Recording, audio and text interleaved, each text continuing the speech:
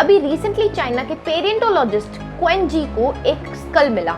ये स्कल 1,46,000 साल पुराना है। ये स्कल ऐसा है कि जिसने हमारे 100 साल से बने बनाए ह्यूमन ओरिजिन ट्री की वोट लगा दी।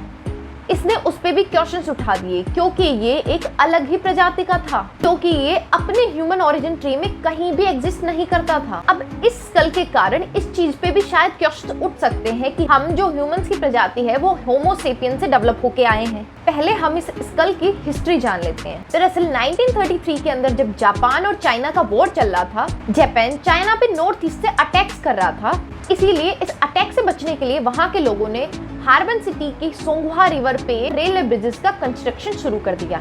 सोंगवा नदी को ड्रैगन रिवर के नाम से भी जाना जाता है। लेकिन इसी दौरान एक वर्कर को वहां पे काम करते दौरान एक स्कल मिल गया। अब उसने उस स्कल को कोई कीमती चीज समझ के अपने पास छिपा के रख लिया। ना ही तो किसी मजदूर को उसने इस बारे में बताया, ना ही किसी को इस बारे में पता लगने दिया।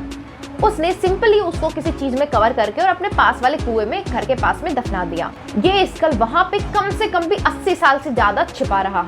उसके बाद एक दिन जब उस आदमी की डेथ होने वाली थी, उसने अपने नाती पोतों को बताया कि मैंने ऐसे ऐसे करके कोई स्कल वहां पे रखा है, और उन लोगों ने भी उसे एक ट्रेजर के रूप में संभाल के रख लिया। लेकिन अभी हाल ही में 2017 के अंदर इस स्कल की जानकारी चाइना के पेरियोडोलॉजिस्ट क्वेन जी को हो गई। उसने तुरंत ही उस स्कल को चाइना की एक यूनिवर्सिटी को सरेंडर करने को बोला। स्कल के मिलते ही साइंटिस्टों ने जब उस स्कल की कार्बन डेटिंग की तो वो चौंक गए, क्योंकि ये स्कल हमारे ह्यूमन एवोल्यूशन को ही गलत साबित कर रहा था।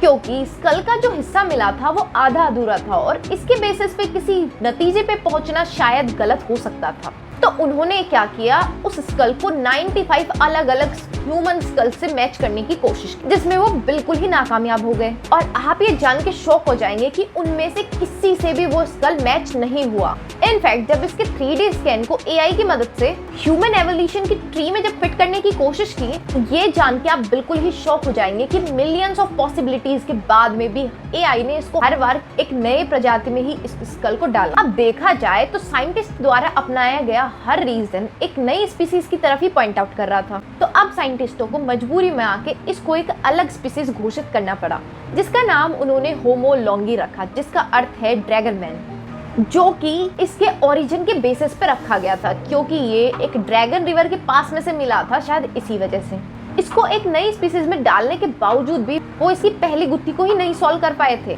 अब ये तो आप जानते हैं कि ह्यूमन इवोल्यूशन को समझने के लिए अलग अलग साइंटिस्ट ने अलग अलग चीजों पर रिसर्च की और एक केस स्टडीज बनाई, जिनको सभी को मिला के हमने ये डिसाइड किया कि हमारे जो पूर्वज थे वो होमो सेपियंस थे। हुआ ये था कि जब साइंटिस्ट ने इस चीज की काफी ज्यादा रिसर्च की, फोसिल्स पे काफी ज्यादा रिसर्चेज हुई, अलग अलग तरह के स्कल्स इकट्ठे किए गए, उन्होंने पाया कि ये दो मेन स्पीसीज से आए हैं। पहली स्पीसीज का नाम था होमो इरेक्टस और दूसरा था उसके कई साल बाद आने वाले निएंडरथाल्स। तो हुआ ये है कि ड्रैगन मैन ने हमारे ह्यूमन इवोल्यूशन ट्री को इसलिए चैलेंज किया है क्योंकि अगर हम हमारे ह्यूमन इवोल्यूशन ट्री को देखें तो लगभग 33 लाख साल पहले हमारे अर्थ पे ऑस्ट्रेलोपैथिड्स एग्जिस्ट करते थे, जिनका इवोल्यूशन चिंपैंजीज से हुआ था। लेकिन क्योंकि वो अपनी हंटिंग के लिए ऑलरेडी स्टोन टूल्स यूज करने लग गए थे, ये टूल्स ऐसे थे कि जो पॉइंटेड तो थे पर शार्प नहीं थे। इन टूल्स को यूज करने की वजह से उनका दिमाग बढ़ना शुरू हो गया। अगर चिंपैंजीज के कंपैरिजन में देखें तो इनका दिमाग का विकास 400 क्यूबिक सेंटीमीटर से बढ़ चुका था, लेकिन इनके हाथ और स्पेन अभी भी चिंपैंजीज की तरह ही थी, जिसके अंदर इनके हाथ चिंपैंजीज की तरह लंबे और इनकी स्पेन कर्व शेप की थी, जिसके कारण इनको झुक के चलना पड़ता था। पर धीरे धीरे जैसे जैसे वो इवॉल्व होते गए, उनने अपने टूल्स के अंदर भी काफी इजाफा किया। नए हंटिंग के तरीके यूज करने से और नए टूल बनाने की वजह से 18 लाख साल पहले इनका ब्रेन का वॉल्यूम और इंक्रीज हो गया। अब इनके ब्रेन की वॉल्यूम बढ़ चुकी थी 600 क्यूबिक सेंटीमीटर से, जिसके कारण ये एक नई स्पीसीज में कन्वर्ट हो गए, जिनका नाम रखा गया होमो होबिलिसीज, यानी कि द हैंडीमैन। लेकिन इनके स्पाइन का सीधा होना इनके लिए एक बहुत ही बड़ी नेसेसिटी थी, जो ग्रेजुअली इन्होंने अपने पोस्चर को अडेप्ट करना शुरू कर दिया। तो आज से करीबन 13 लाख साल पहले वो सीधे चलने वाले एक पहले ह्यूमन स्पीसीज में कन्वर्ट हो गए, जिनको हम होमो इरेक्टस के नाम से भी जानते हैं। इस स्पीसीज ने एनिमल से सर्वाइवल के लिए दो टेक्निक्स इस्तेमाल की, कम्युनिकेशन और फायर। कम्युनिकेशन की वजह से वो एक दूसरे को डायरेक्शंस देके कोऑर्डिनेट करके अपने से भी बड़े जानवर को पकड़ के उसको मार सकते थे। ताकि उसको बाद में खा सकें, और फायर उस मरे हुए जानवर को पका के खाने में उनको हेल्प करती थी। अब क्योंकि कम्युनिकेशन करने से और पके हुए मीट को खाने से उनके माइंड का साइज ड्रास्टिकली बढ़ना शुरू हो गया और 1250 क्यूबिक सेंटीमीटर से भी बड़ा हो गया, जिससे कि आगे चल के ह्यूमंस की जो सबसे ज्यादा इंटेलिजेंट प्रजाति सामने आई, होमो निएंडरथालेस, और दूसरी थी होमो सेपियंस, जिसके अंदर होमो निएंडरथालेंसिस एक पॉइंट ऑफ टाइम के बाद में खत्म हो चुकी थी।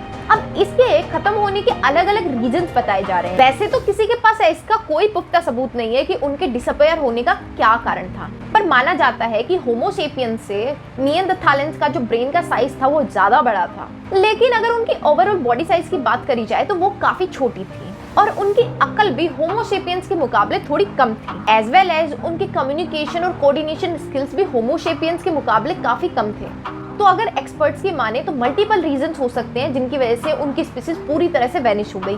हो सकता है कि होमो सेपियंस के ज्यादा स्मार्ट होने की वजह से वो लोग दब गए, और हो सकता है उनमें फाइट हुई हो, कुछ भी पॉसिबल है। कोई एक रीजन इसका एप्रोप्रिएटली दे नहीं रखा और ना ही हम प्रेडिक्ट कर सकते हैं। अब दूसरी स्पीसीज बचती है जो थी होमो सेपियंस, जो आगे चल के हम ह्यूमंस में कन्वर्ट हो गए। अब इस पूरी ही इवोल्यूशन की जर्नी के अंदर क्या हमको कहीं पे होमोलॉगी या फिर द ड्रैगन मैन के बारे में पता चला? तो जिसका जवाब है नहीं। लेकिन अगर उसका स्कल मिला है तो हमें कहीं ना कहीं इस कहानी में उसको भी फिट करना होगा। देखो, अगर हम होमोलॉगी की बात करें तो ये आज तक की हिस्ट्री में पाया गया सबसे बड़ा स्कल है। इनफैक्ट निएंडरथाल से भी ज्यादा बड़ा स्कल। अगर उसकी हाइट की बात करें तो वो लगभग होमो सेपियंस के बराबर ही होगी। अगर इन दोनों ही क्वालिटीज को देखें तो ये कहीं ना कहीं होमोडर्थालियंस और होमो सेपियंस के बीच में ही कहीं एग्जिस्ट करेगा।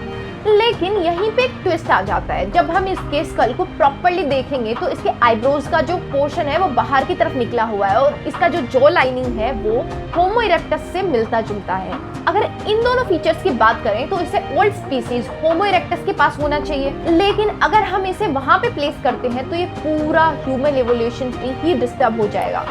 जैसा कि आपने देखा, ह्यूमन स्पीसीज के डेवलपमेंट के साथ साथ में उनका ब्रेन का साइज भी बढ़ता आया है।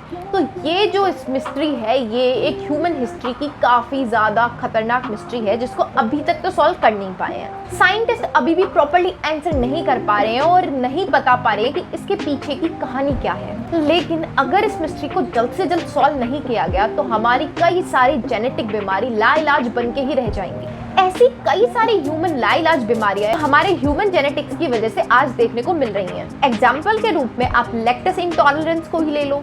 आज की पूरी पॉपुलेशन में से कम भी 68% पीपल इस बीमारी से ग्रस्त हैं, खास करके अफ्रीका और एशिया में, जिसके पीछे का मेन रीजन बोला जाता है कि ह्यूमन इवोल्यूशन है। एक्चुअली अफ्रीका और एशिया के अंदर फार्मिंग का जो कल्चर था वो पहले आया था, लेकिन अगर वहीं पे बात करें जाए यूरोपियन कंट्रीज की तो वहाँ पे डेयरी फार्मिंग पहले की गई। वहाँ पे कई सालों पहले से ही लोग कैटल्स को रखते थे और उनका मिल्क कंज्यूम करते थे, जिसके इवोल्यूशन के कारण उनकी बॉडी उस चीज को पचाना शुरू कर चुकी थी। यानी कि अगर सिंपल वे में कहना चाहें तो ह्यूमन इवोल्यूशन की हेल्प से हम काफी सारी जेनेटिक म्यूटेशन से जो बीमारियां होती हैं जो आज लाइलाज हैं उनका हम सॉल्यूशन ढूंढ सकते हैं, उनकी हम इलाज ढूंढ सकते हैं। अब इस टॉपिक के बारे में आप लोगों का क्या नजरिया है नीचे कमेंट करके जरूर बताएं और ऐसी और वीडियोस देखने के लिए पूजा थिंग्स को सब्सक्राइब करें।